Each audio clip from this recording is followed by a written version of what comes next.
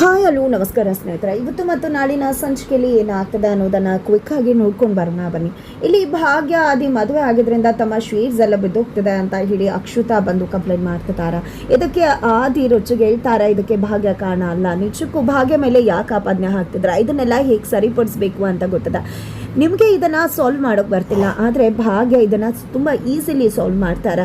ನಿಜಕ್ಕೂ ಹೇಳಬೇಕು ಅಂದರೆ ನಿಮಗೆಲ್ಲ ಕಂಪ್ನಿಯಲ್ಲಿ ಬೆಳೆಯೋದಕ್ಕೆ PR ಬೇಕು, ಇನ್ವೆಸ್ಟ್ ಮಾಡೋದಕ್ಕೆ ಬ್ಯಾಂಕ್ ಬೇಕು, ಆದರೆ ಭಾಗ್ಯ ಯಾವುದೇ ರೀತಿಯ ಸಹಾಯ ಇಲ್ಲದೆ ಕೈತುತ್ತು ಅನ್ನೋ ಒಂದು ಕ್ಯಾಟ್ರಿನನ್ನು ಶುರು ಮಾಡಿದ್ರು. ಅದನ್ನು ತುಂಬ ಚೆನ್ನಾಗಿ ನಡ್ಸ್ಕೊಂಡು ಬಂದಿದ್ದಾರೆ ಕೂಡ ಅಂತ ಹೇಳಿ ಆದಿಯನ್ನು ಭಾಗ್ಯ ಹೊಗಳುತ್ತಾರೆ. ಜೊತೆಗೆ ಈ ಒಂದು ಕಂಪ್ನಿ CEO ನಾನು ಮಾತ್ರ ಅಲ್ಲ, ಭಾಗ್ಯ ಕೂಡ ಅಂತ ಹೇಳ್ತಾರೆ.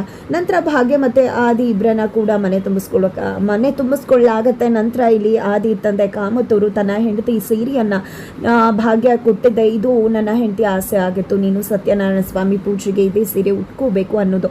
ಆ ಆಸೆ ಈಗ ಫಲಿಸ್ತದೆ, ತಗೊಮ್ಮ ನಾಳೆ ಬೆಳಗ್ಗೆ ಪೂಜೆಗೆ ಇದೇ ಸೀರೆ ಉಟ್ಕೋ ಅಂತಾರೆ. ಇದನ್ನು ಕನಿಕಾಯಿಂದ ಸಹಿಸೋಕ್ಕಾಗೋದಿಲ್ಲ, ಅದೇ ಕಾರಣಕ್ಕೋಸ್ಕರನೇ ಹೇಗಾದರೂ ಮಾಡಿ ಅದನ್ನು ಹಾಳು ಮಾಡಬೇಕು ಅಂದ್ಕೊಂಡಿದ್ದೆ. ಇಲ್ಲಿ ಜ್ಯೂಸನ್ನು ಕುಡಿತಾನೆ ಇಲ್ಲಿ ಸೀರೆ ಮೇಲೆ ಚೆಲ್ಬಿಟ್ಟು ಗೊತ್ತಿಲ್ಲದೆ ಚೆಲ್ಲೋಯ್ತು ಅಂತ ಡ್ರಾಮ ಮಾಡ್ತಾರೆ.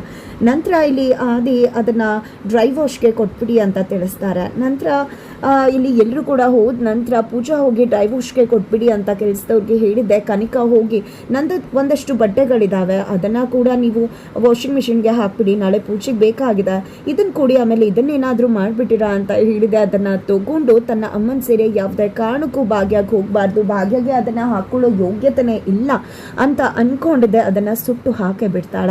ಇತ್ತ ಕಡೆ ಮೀನಾಕ್ಷಿ ಅವರು ಆದಿ ಜೊತೆ ಮಾತಾಡಬೇಕು ಅಂತ ಕರ್ಕೊಂಡು ಹೋಗ್ತಾರೆ. ನಂತರ ಭಾಗ್ಯ ಹತ್ರ ಬಂದು ನೀನು ಮತ್ತೆ ಭಾಗ್ಯ ಇಬ್ರಿಗೂ ಕೂಡ ಪಾಸ್ಟ್ ಇದೆ, ಇಬ್ರು ಕೂಡ ಅದೆಲ್ಲವನ್ನ ಕೂಡ ಮರೆತು ಹೊಸ ಬದುಕನ್ನು ಶುರು ಮಾಡಬೇಕು, ನೀವಿಬ್ರು ಚೆನ್ನಾಗಿರ್ಬೇಕು ಅನ್ನೋದೇ ನನ್ನ ಆಸೆ, ಆದರೆ ನೀನು ನನಗೆ ಮಾತು ಕೊಡಬೇಕು, ಹೊಸ ಹಳೆ ಬದುಕನ್ನು ಮರೆತು ಹೊಸ ಬದುಕಲ್ಲಿ ಆದಿ ಜೊತೆ ಚೆನ್ನಾಗಿರ್ತೀನಿ ಅಂತ ಹೇಳಿ ಮಾತುಗೊಳ್ಳೋದಕ್ಕೆ ಮುಂದಾಗ್ತಿದ್ದಾರೆ.